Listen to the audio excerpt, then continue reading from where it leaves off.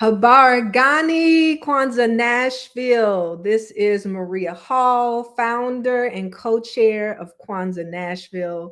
It is so great to be with you in your homes and sitting here virtually, preparing our hearts and our space and our minds and our spirits on the principle of UJIMA. So when someone says Habarigani, you respond UJIMA. So please be sure as we go through Kwanzaa tonight to chat in our comment section on Facebook Live, YouTube Live.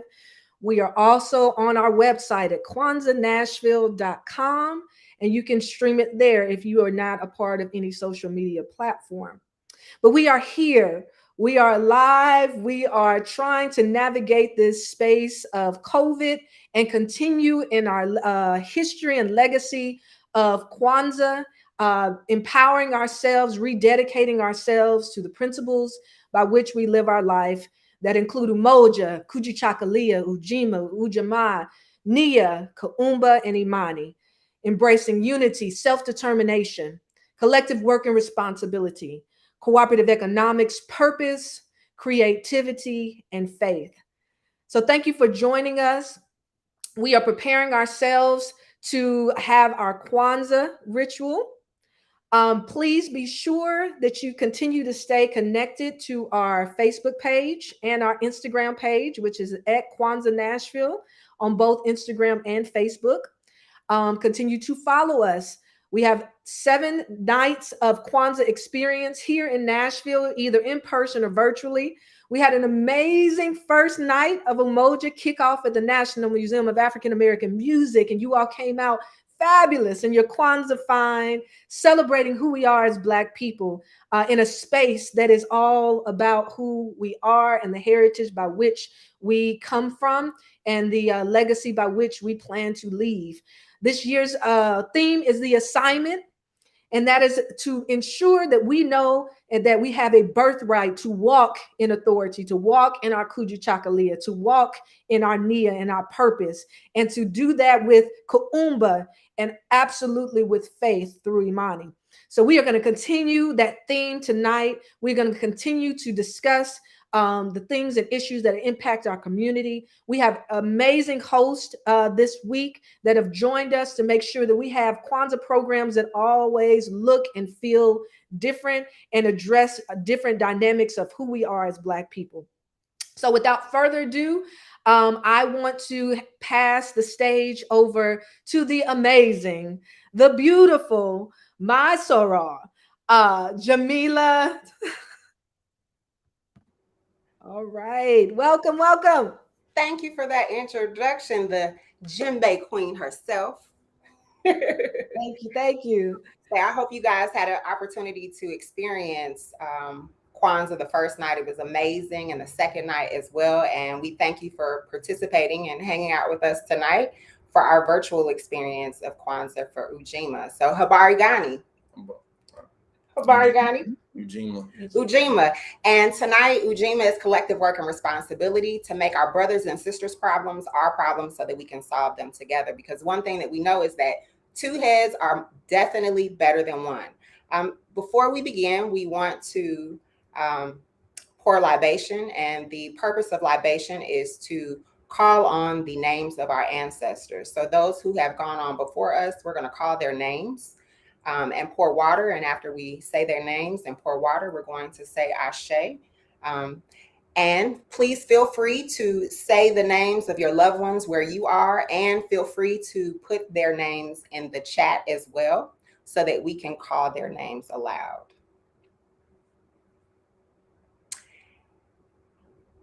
I'm going to start with my mother, Lola Mae Townsend Terrell. My father, Claude Terrell. My sister, say Ashe. Ashe. My sister, Haji Anise Terrell. Ashe. And my grandmother, Bertha Mae Townsend. Ashe. Robert Townsend. Ashe. Anise Jones. Ashe. Claudette Andrew. Ashe. And does anyone else have someone they want to mention? Yes, we have a Mary Hill on the chat. Ashe. We have James Bonner. Ashe. Ben Elder, Ashe. Sharita Austin Hare, Ashe. Queen Mother Smith, Ashe. Evelyn Townsend, Ashe. Shaquita Estes, Ashe. Mother Brunson, Ashe. Baba Kwame Leo Lillard, Ashe. Alicia Draper, Ashe. Renita Stewart, Ashe. Maddie Louis Holt, Ashe. Edgar Ali. Ashe. Evelyn Bradley, Ashe. Donna Dillingham. Ashe. okay. Guy Hutchison. Ashe. Teresa Taylor. Ashe. Desmond Tutu. Ashe. Corte. Ashe.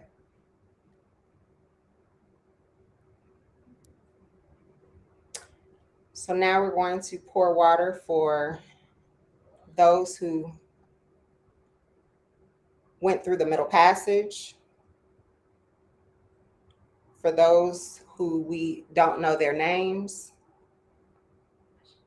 Ashe, and for those who are on their way for safe passage, Ashe. Ashe. And now we're going to light the Kinara. So the first night of Kwanzaa, we light the black candle, which is the color black for the people, and it represents Umoja. Umoja means unity, to strive for and maintain unity in the family, community, nation, and race. And Akil is going to light the second candle for Kuji Chagalia, which means self-determination. We want to define ourselves, name ourselves, speak for ourselves, and create for ourselves instead of being defined, named, created for, and spoken for by others. And Nyla is going to light the third candle for UJIMA, collective work and responsibility, to make our brothers and sisters' problems our problems so that we can solve them together.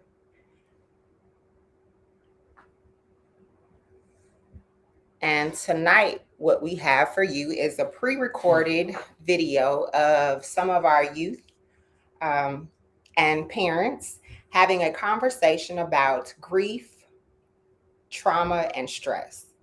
I believe that in these past 2 years, it kind of just all goes together, that we've all experienced some grief, some trauma, and definitely some stress.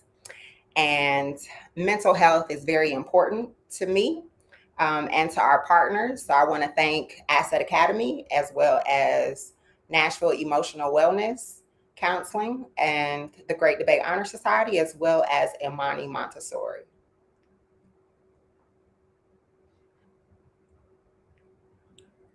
You will see a conversation that the adults are having, and you will also see a conversation that is being had by youth.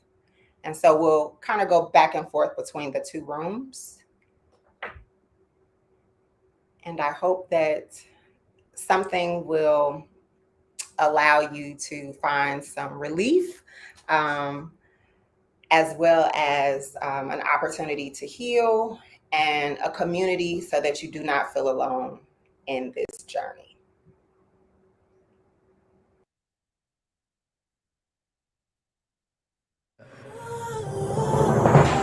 Lift every voice and sing till earth and heaven rings with the harmony of liberty. Let our rejoicing rise high as a listening sky. Let it resound loud as the rolling sea. Lift every voice and sing. Lift every voice and sing. Lift every voice and sing.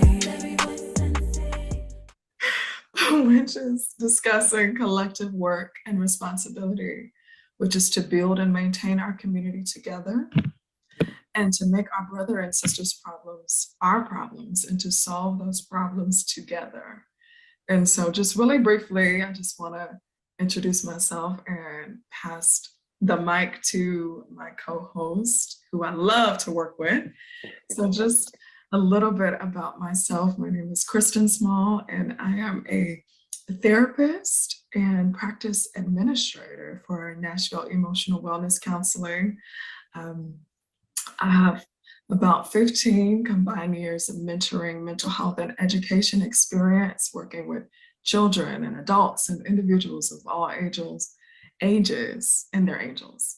And so my therapeutic framework includes just various treatments and modalities such as cognitive behavioral therapy, person-centered therapy, motivational interviewing, mindfulness, and holistic therapy.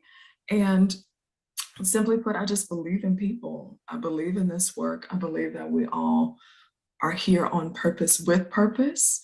And it is just my passion and my joy to help all of us find what that is and just be an advocate on your journey to help you be the best version of yourselves. And I knew we believe it's our motto, it's our bread, it's our butter, it's our truth, that we are real people helping real people with real problems. And we just want to get to the bottom of some real problems and find some real solutions and facilitate some real healing here today. So I want to be able to pass the mic to my phenomenal colleague, Martez Nelson. Thank you, Kristen. I am Martez Nelson, also a therapist with Nashville Emotional Wellness Counseling. And I have been in mental health work for well over 10 years.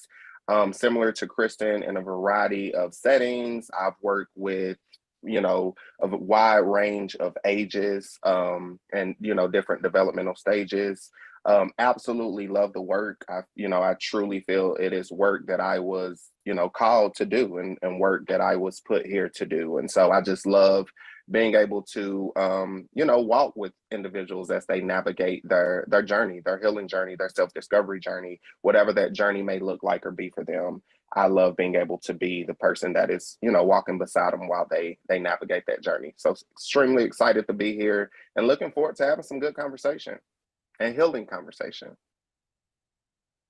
All right, so my name is Bree. I'm a counselor at Nashville Emotional Wellness Counseling. I work with adolescents and young adults and children. More so specifically the age ranges I've worked with is kids that are 4 years old all the way up to college students that are, I think the oldest one I've worked with is 19. But I also work at a school. I'm a school therapist as well. And so I kind of work with kids that are on the spectrum, kids that are diagnosed with a diagnosis on the DSM-5, and just kids that can't really function in a public school environment. So they'll come to our private school that I work at. So thank you for that. Thank you for that. So when we think of collective work and responsibility, what comes up for you? Anybody answer, anybody chime in. What comes up for you when you think of building and maintaining our community together and making our brothers and sisters' problems our problems and working to solve them together? What comes up for you when you hear that? I think UJIMA means just teamwork, honestly, and learning how to accommodate others' people's needs. And like, if somebody else has a program and you have something, then y'all work together, or just honestly building on and seeing what you can do more, just always being more and never trying to stay at one level of something. Yeah, I agree with you guys. I think it means teamwork and just coming together to better ourselves and each other. When I hear that, what comes to me is an expression that says, rain don't fall on one man's housetop. And, I can look at something going on with someone else and say, I ain't got nothing to do with me. I got enough of my own things going on. But I mean, we have to take into consideration, is this really isolated? Is it really just happening to this person? And in what ways can the aftermath of what's going on with them eventually end up trickling over to me in some way or affecting me in some way? I mean, even just changing the energy in the atmosphere because this person has now walked in with this on them, what that does to shift you know, just the space that we're in, even, you know, just even small things like that. You know, when somebody walk in a bad mood, it shifts the energy. Now, we can choose to not let it affect us, but we can't sit here and act like we don't notice it. And the fact that we notice it means that it carries some sort of power with it. So we can't sit here and act like what's happening to others doesn't affect us. And somebody else's problem can quickly become our problem because we're not immune. We're not immune or exempt. So, you know, the things that we fail to, you know, to assist with and address, you know, we saw that in huge proportions with the Black Lives Matter, with all of that that happened. I think we all said, hey, this ain't just happening to this person. Because you do it to them, you're going to do it to me next, and you're going to do it to my son, you're going to do it to my brother, you're going to do this to my daddy. It just, I guess why this principle means so much to me, because, you know, as Nabaya said, you know, the rain doesn't just fall on me, you know, it falls on all of us. And, you know, one thing that I realized too, like, you know, when you think it cannot happen to you, when you think it will not happen to you, when you judge someone, I promise to God that is your next test. Like, you know, you'll be put in a situation where you'll have to say, so are you going to do what you said you would do because you said you wouldn't do what so-and-so is doing? But, you know, you might look up and find yourself being so-and-so, right? Not even doing some of the things, but actually being so-and-so.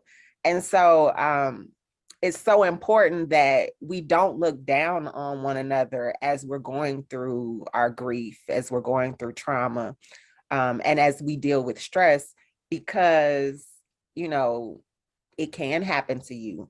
And if it doesn't happen directly to you, it could definitely happen to someone in your household, or that's, you know, connected or an extension of your community, where you're going to have to deal with it and learn how to solve the problem. And so I think anytime, like Nabaya said, when that energy comes into the room and it's obvious, it's obvious because it's our job to address it. I receive that. I definitely see that as I can relate to everything that everyone has shared thus far. And shout out to Jamila with the tissues. I'm gonna have to go get mine in a minute, because this is such a wholehearted and just heartfelt discussion. And just all of your transparency calls us all to look deeper within, and my looking within and just thinking of what this beautiful principle means to me, and just collective work and responsibility. I think about being a transplant to this city. I'm a California native, but being a transplant to this city, I think of, trying to say this without getting emotional, the gift of community that I've had, the friends that have become family, how I have never been without, never. And just the gratitude of knowing that if you need somewhere to eat, or you need someone to talk to, you're not able to go home for the various holidays, or, you know, just different occurrences that come up, just know that there's that support, that family, that championship is always available, is always accessible. Is just such a beautiful thing to cherish. And again, as Jamila said, like, I feel like we all, maybe based on our various pathways and stories, we all are children of some community. And where would we be without that person who saw us? When, you know, you were talking about your story, Martez, about that friend that you connected with, that's what I heard. I heard that somebody saw you in your lowest moments and they were present with you. And that's the gift of sympathy versus empathy. When we sympathize, we might comment, wish them well, and go on about our day. But if I empathize with you, I'm getting in that ditch with you. And I'm sitting in that darkness with you, and I'm holding your hand, and I'm saying, I don't know what you need, but I'm here. And that is the championship, the collective work, the love that we all need, And, you know, thinking about some of the beautiful things that you mentioned, Jamila, when it comes to the mask wearing, you know, I thought of not just the mask that we've all been mandated to wear because of COVID. I think about one of the most powerful masks. It's illustrations that I often hear when it comes to flying. Any of us that have been on an airplane, you know, when they go through all those routines, they tell you make sure that you put your mask on first before you help anybody else's. And we have to remember that a big part of this collective work starts within. It starts with how you're showing up for you. Because I can't pour from an empty cup. You know, the ability for me to be present for you is foundational in how I'm present for me. And we think about how, you know, from the first time I heard that illustration or heard those flight attendants saying that, I'm like, what if my little cousin can't put her mask on? I gotta help her. But it's like, listen, how good am I gonna be the little cousin if I'm passed out because the air went up? And so it really just helps us to remember that this collective work, it starts with your work with yourself, with your presence with yourself, with your love with yourself, with you showing up for yourself. I love that. I just real quick want to touch on one word that you said, that extremely powerful word, and honestly is at the core of collective responsibility, and it's empathy. Mm-hmm. I mean, empathy is literally, you know, the driving force to us really being able to, like you said, get down, you know, in that ditch and be in that darkness with you and hold your hand, you know, even if it isn't my experience. And that was my situation with my friend. Like, my darkness was, I have no experience with this at all, but I'm here. Like, I am down here in this hole with you, right beside you, holding your hand in this space with you. And that was the empathy component of it, you know, and that empathy is what drives us to, you know, to be able to really hone in on collective responsibility and being the village and supporting and motivating and inspiring and just really being in it with our people. Empathy. Love it. We, as African American culture, are collectively responsible for our failures and setbacks, as well as our victories and achievements. And it can be something as simple as, do you agree with it? Like, you don't have to give a full out opinion of what you think. You don't gotta go that deep, but just, do you agree with that? Yeah, I agree with that. I think it, like, us understanding the thing that we got wrong along with like the achievements is great, so we can grow from those mistakes, so we can have more achievements that can, you know, build on to make things better. I agree with the satire, but I also feel like some setbacks are you can't control and it just happens. So with life, you never really know, and you can't ever really know. So you are responsible to a certain extent, but if it's just like a random thing, you really can't control it. The only thing you can control is your reaction and how you decide to get out of it. So yeah, that's how I think about that.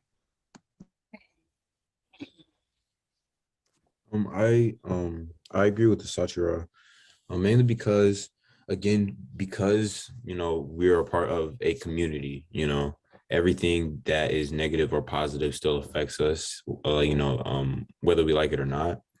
And it was kind of hard thinking of like what exactly, how to explain it, just because for me it kind of seemed pretty clear. But that I agree with Satira. Okay. And so the way that I view UJIMA is just, when we come together, it can be powerful. And we've seen that, especially in the past year, but we don't come together as often as we should. And we don't come together for today's topic, more specifically grief, loss, stress, just mental health overall, because of the stigma that is created around it in our community. Basically, the things that I get here a lot as far as adolescent goes is, oh, if I have anxiety, if I have depression, if I'm grieving, like they think there's something wrong with that. And it's not necessarily causes you to be viewed differently. It just means that you're struggling with something. But people don't realize that, and they put a bad stigma on it, which causes a lot of people to just a generation full of trauma and stress and depression just getting passed on generation to generation because they don't know how to deal with it, nor do they have the resources.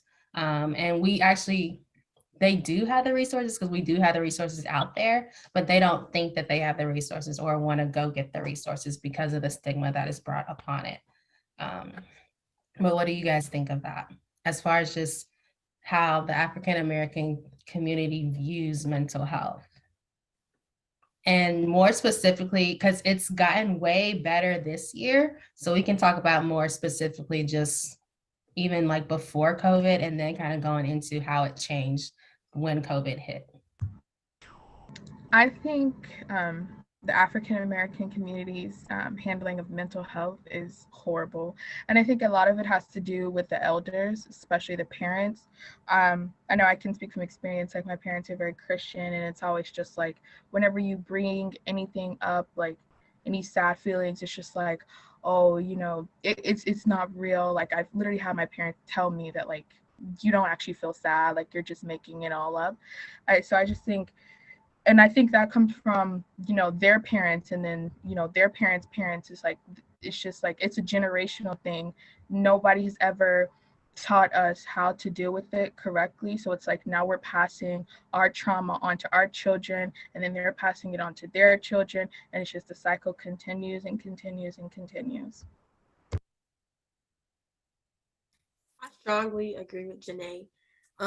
I feel like with my father, I can't speak for everybody, but I know with my father, as soon as COVID hit, he noticed more, if anything. Like he sat there and actually tried to stop what he was doing. Because in the beginning of our lives, I don't believe that my father was emotionally present as much as he could be.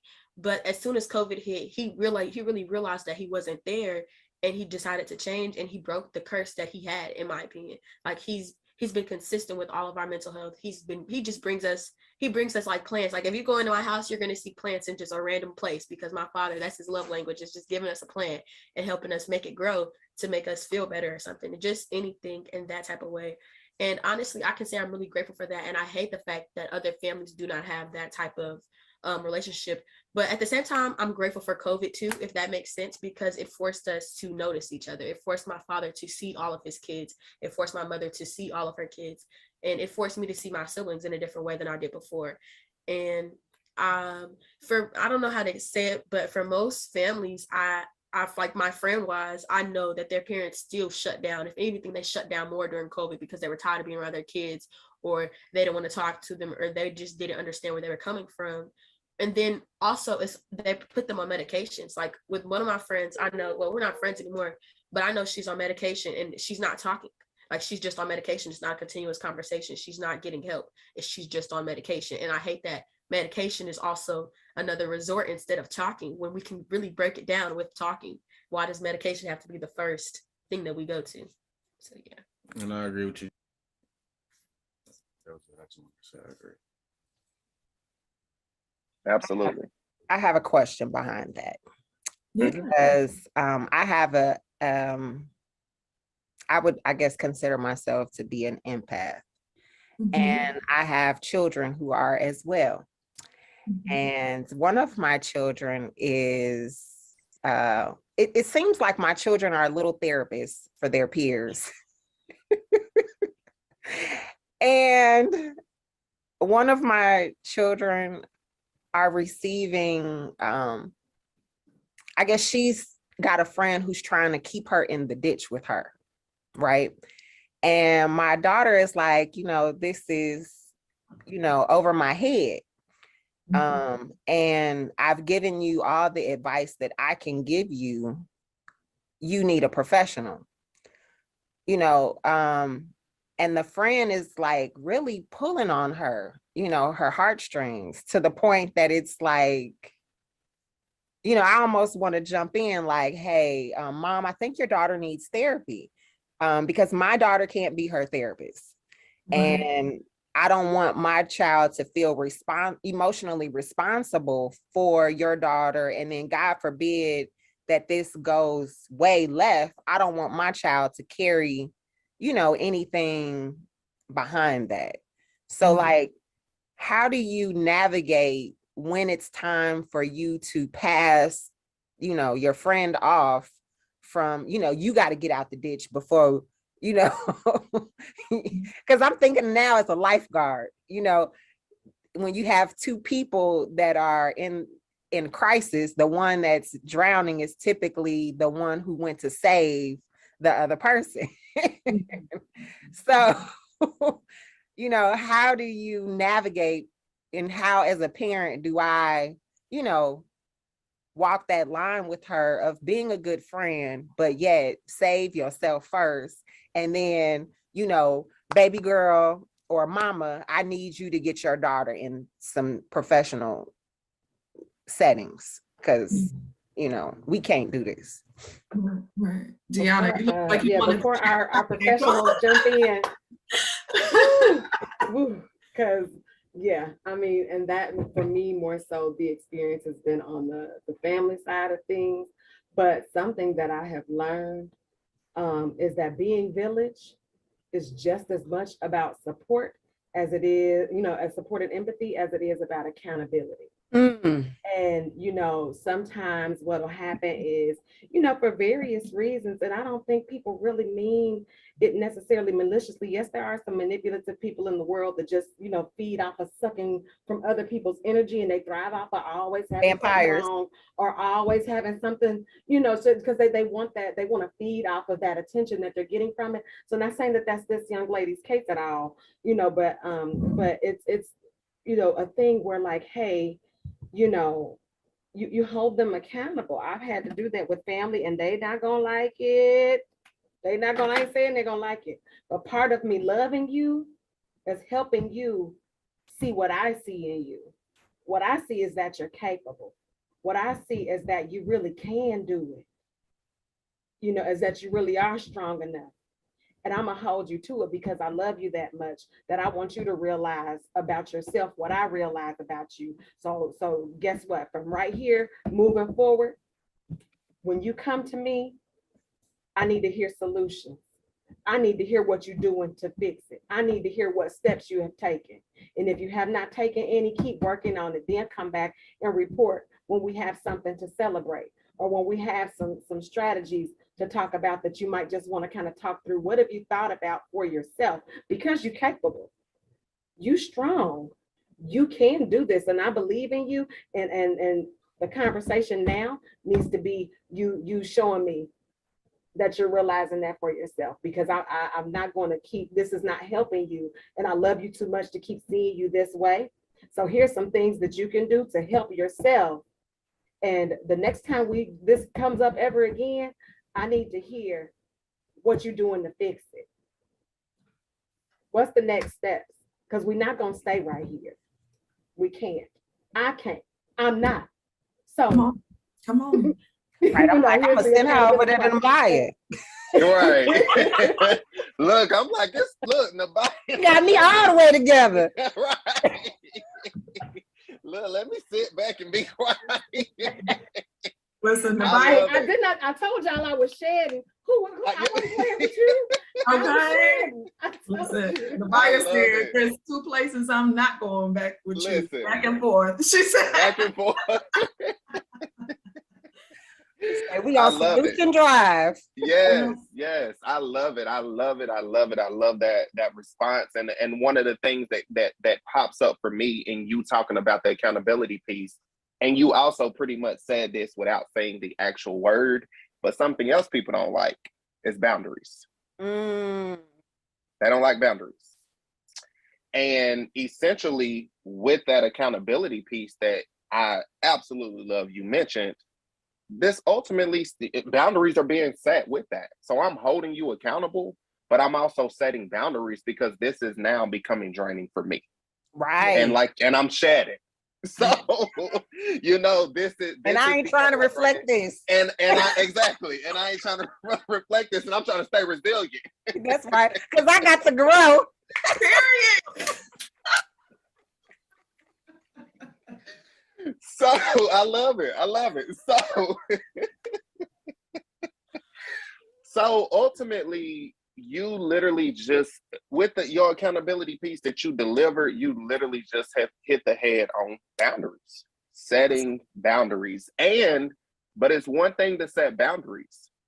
This is where what Kristen talked about, that work within comes in, because when you set the boundary, you have to be okay and at peace with the fact that you've set that boundary for that other person or those other people. So, you know, boundaries is one thing, and setting them is one thing. But when you set them and you like, I feel so bad, you know, that's something to work on and work through, because you have to set them and you have to be okay and at peace with setting those boundaries, you know, and just remember that, you know, you can't pour from an empty cup, period. Yeah. So accountability and boundaries. Absolutely. I'm glad you said the B word. You know, we therapists, we love to throw Yes. that B in a minute. But to add to what, you know, everyone has brought to the table, which is just gems, we just gem dropping on today. But to add to that piece is self-awareness. It takes a level of self-awareness to be okay with yourself in establishing these boundaries. And a big rule of thumb when it comes to living as an empath, from empath to empath, you know, you and your children, this is the empath's motto. Tattoo this on your heart: observe, don't absorb. Observe, don't absorb, because we are so sensitive, and it is our gift. It is our gift. It is your gift to be sensitive and to be present with people. You have to have as a constant filter, is this starting to impact me? One of the good meters I often encourage my clients to keep in their arsenal is this thing to my detriment? If it's starting to impact me, it needs a boundary. If it's starting to take me out of my power, if it's starting to remove my resiliency, my self-determination, come on, Coochie Chocolate. If it's starting to impact the way I'm showing up in the world, there's the call for boundary. And again, for me to even be able to operate in this space means that I have been able to sit and reflect with myself, that I'm shedding, that I'm resilient, and I'm honoring my growth. And in a word, self-aware. And so just to add to this, there is a quote that was written by the founder of Kwanzaa around UJIMA that I wanted to share with you all, that I just feel speaks to this so powerfully. And so it says, UJIMA as a principle and practice also means that we accept the fact that we are collectively responsible for our failures and setbacks, as well as our victories and achievements. And this holds true not only on the national level, but also on the level of family and organizations, as well as smaller units.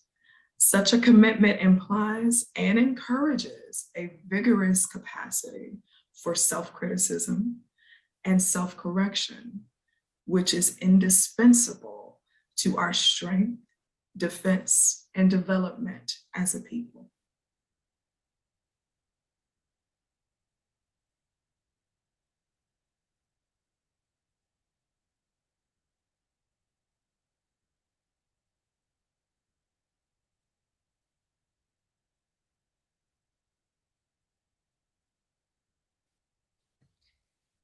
And so, yeah, grief is usually the first thing that comes to mind, grief or death, when you hear the word loss.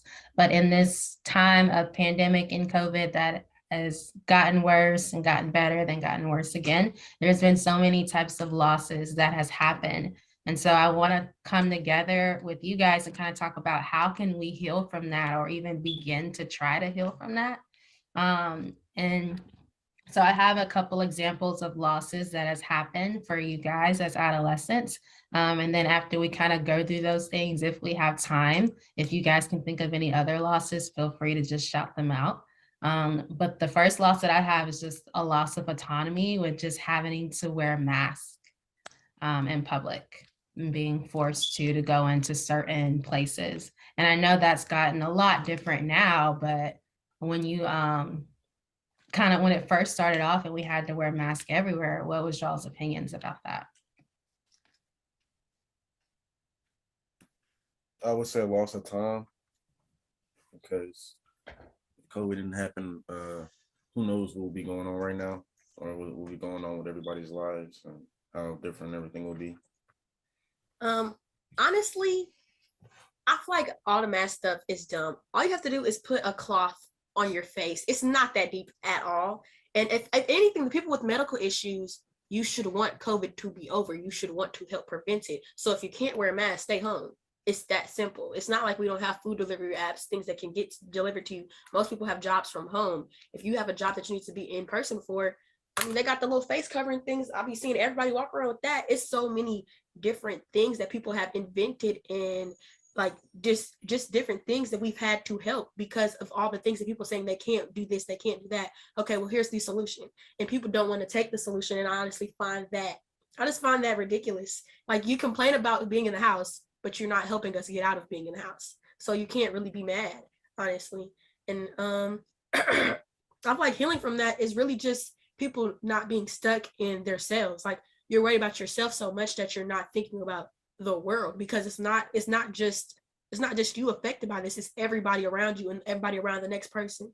It's everybody in the world, and you're not helping. Like, the littlest thing you can do is put on a mask or get vaccinated. And even if you're vaccinated, you can still wear a mask because you can still get COVID, and there's other variants out now. So if anything, we should just be more worried about wearing masks. It's a mask. It's not that hard. That's how I feel. You know, two heads are always better than one, you know? So when we come together as a group and we work to see how we can, you know, solve the problem. And when I think, for me, I'm partial to women and children. I think when their safety and their needs are the priority in that setting, especially children, and then your elderly, I think we can't lose, you know. But we've got to definitely, you know, increase that. And I think the pandemic made it, you know, a priority, right?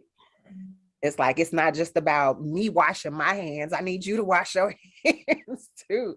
And it's not about me wearing my mask alone. I need you to wear your mask too. So it's it's a group effort. And even though we may not agree, you know, we have to find that common ground where we can agree to disagree. So you don't want to wear your mask, and you stay home.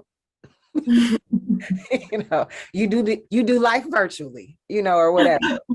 But yeah, I'm just thankful and grateful for community. No, like, I 100% agree with you. People have, like, especially people in this country, Americans have a huge problem with entitlement. Like, every single time I hear like an anti-masker, it's always I feel like, or it's my, like, okay, but it's like, sometimes we have to put the needs of the masses over the needs of one. And it's like, that's what this is. The needs of the masses over the needs of one. And it's like, that's what this is. Like, it's not that serious. You act like you're gonna die if you have to wear a mask for 5 minutes going inside the store. Like, it's really, it's not that deep. And people just want to have something to say. Oh, it's my First Amendment right. No one cares about your First Amendment right. You're not that important. Like, put the mask on. Come on, dude. Like, children are dying. People are dying. Like, it's literally not that serious. Well, I agree with everybody. I think the hardest thing for me wasn't that, like, I was being forced to wear a mask and my life was affected by somebody else telling me what to do.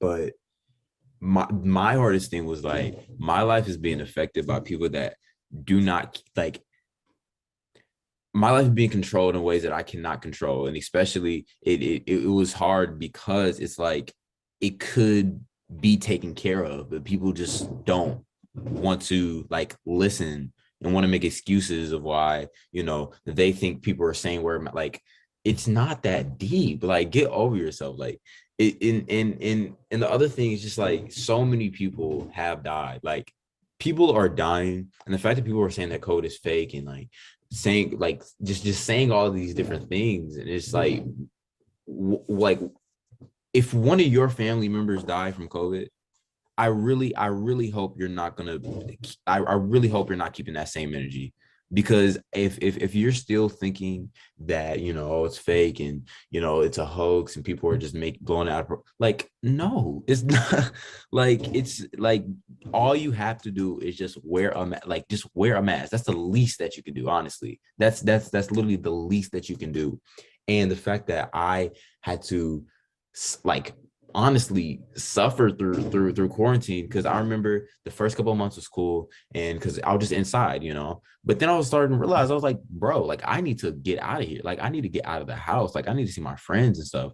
And then once I couldn't do that, I was just stuck with myself and my thoughts and stuck in my room.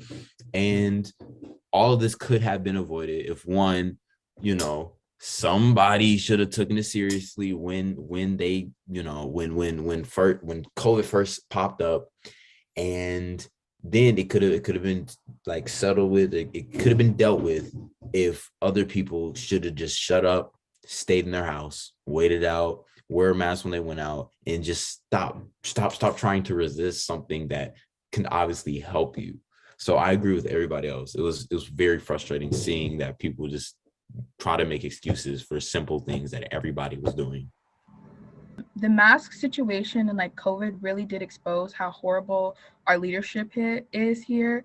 I just think the handling of COVID was so bad. Like it was just a mess and it was all over the place. And like I really think that had the people in charge took COVID way more seriously, the amount of people that died like wouldn't have been as high. I think it definitely, a lot of the losses could have been prevented if people in power had just did their job and tried to protect the people. And also, like when the first COVID case like came up in New Zealand, I think it's New Zealand, I don't know where it was, but like they shut the whole thing down. Like everybody was just in the house. And it's also about like their followers. Hold up. But it's also about their followers, or not the followers, but the members of their community. They were in the house, they did not complain. And then their COVID was gone. They cannot wear masks, they can walk around freely. They got one more case, or I think it was something that I seen. They got another case and they shut down again. Like it should have been like that. It shouldn't have been, okay, boom, we don't have that many cases, so now I'll be out the house. Now I won't wear my mask. No, you have one case, you go in the house. You just stay there. I mean, I don't want to be in the house either, but it's like, to an extent, what's the long run? Like, what are you risking in the long run by continually doing this? You're risking so much, and people do not understand that. And then I want to back off what Kijani said about how people think COVID is joking and stuff. I can tell you firsthand, that ain't a joke. That COVID hurt. Man, it is horrible. Like them two. Like I had COVID like early September or October, I think. But them little 2 weeks, it ain't it. It ain't worth it. Going out the house and not wearing a mask just to get it ain't worth it. Just for us to bring the topic of navigating grief and coping with loss home, what do we feel are like some griefs that you've journeyed through? If you feel safe sharing, you don't have to go in depth, but a lot of us have felt a loss of time, a loss of autonomy. Sometimes it's not even just individuals. Sometimes it's a loss of normalcy. You know, a loss of safety. I don't feel the same when I go out in public anymore. How do you all feel like you're navigating these losses? I feel like I have some grieving to do that has not come to the surface yet. Like I'm still in the cycle of it to where it hasn't, the emotional part of releasing hasn't happened yet, if that makes sense. And I feel like I keep going back from denial, and I'm all out of order, but denial, acceptance, anger. Like I just keep kind of shifting gears. I feel like right there, and I'm just going back and forth. And so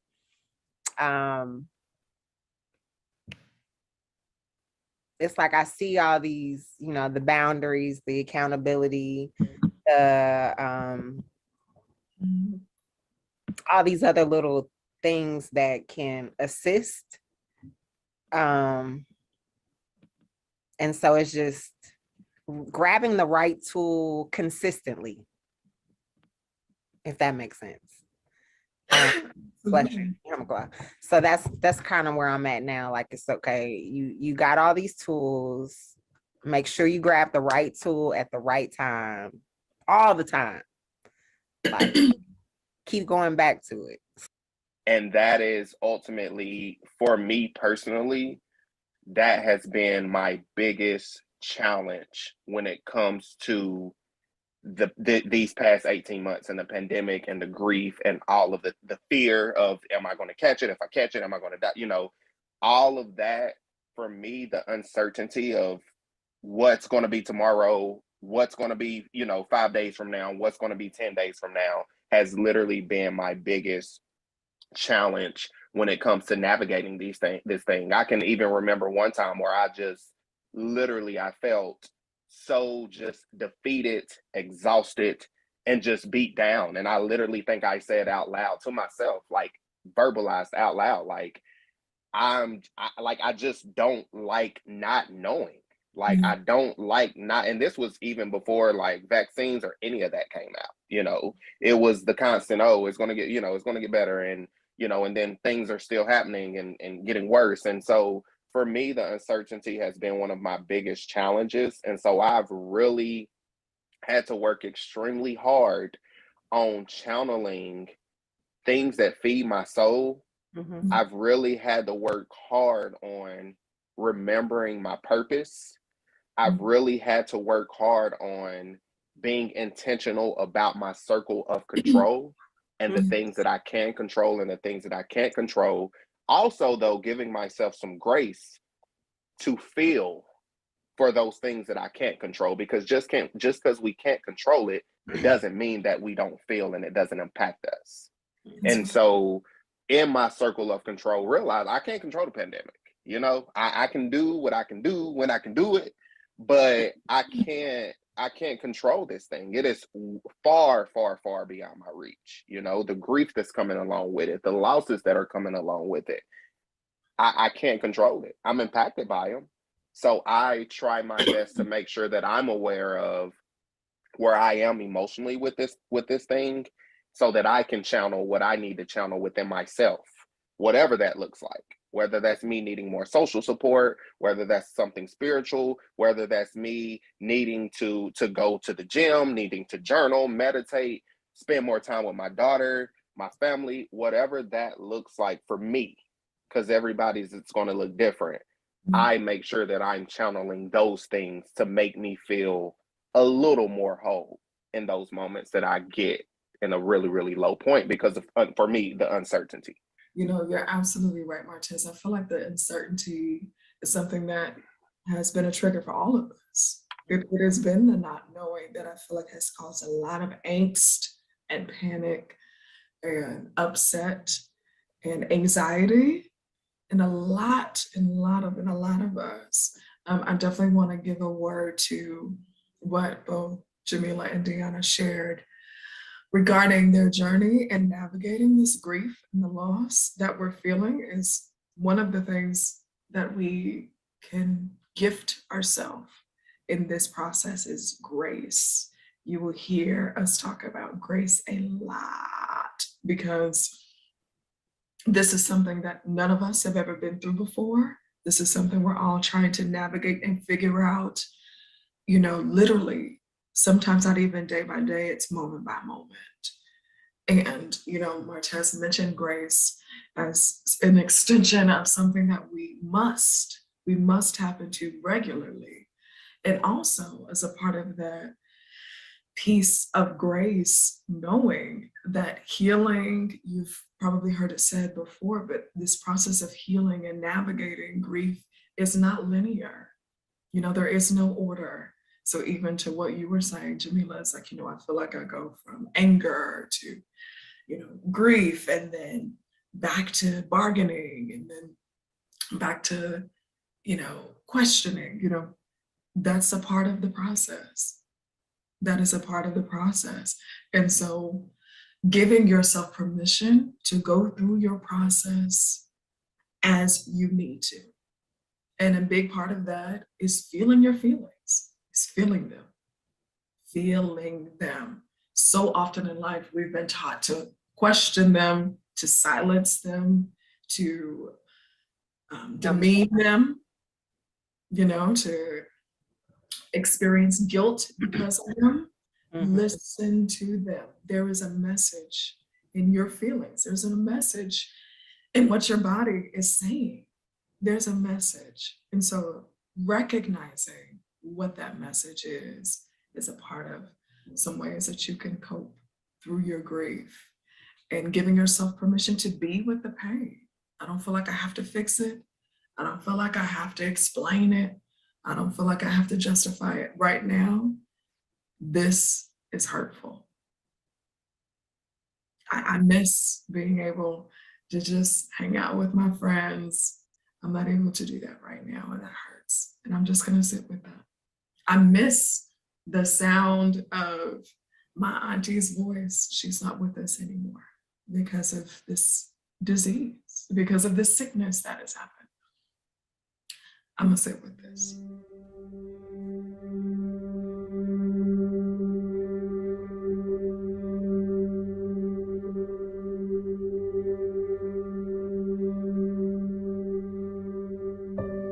You know, allow it to move through you, remembering that our emotions are energy and motion, so they need to move. Let them move through you. And accepting these feelings as they are, even the ones we don't like, even the ones we may not like, is another piece.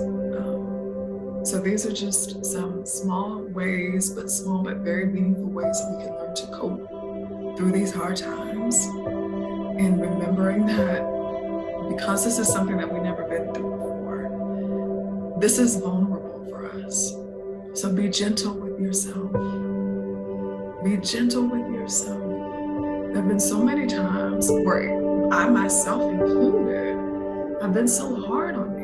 So why aren't you doing this? This is supposed to be done by this time, you know, good and well, such as, and I'm like, wait a minute. We're in a whole timeout. We are in a whole pandemic for almost 2 years. Nothing is the same. You're not the same. Your habits aren't the same. Your access isn't the same. So to expect for you to show up in the way that you did back then is not only unrealistic, it's not fair. Be gentle with yourself. Be gentle with yourself.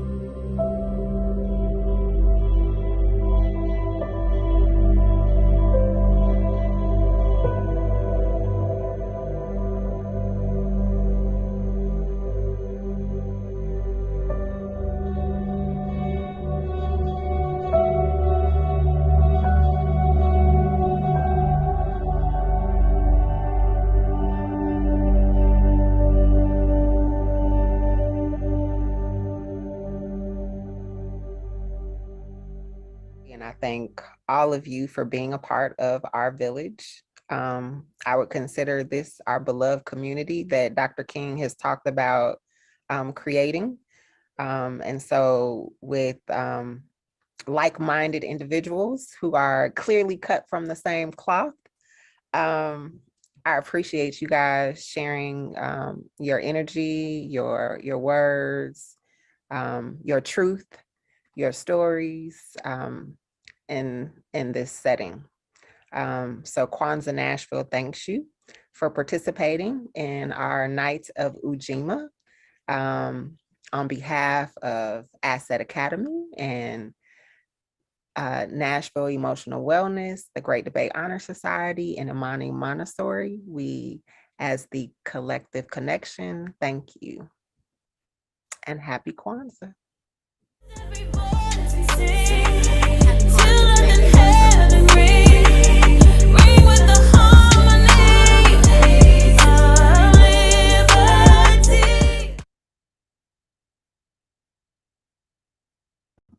Amazing, amazing.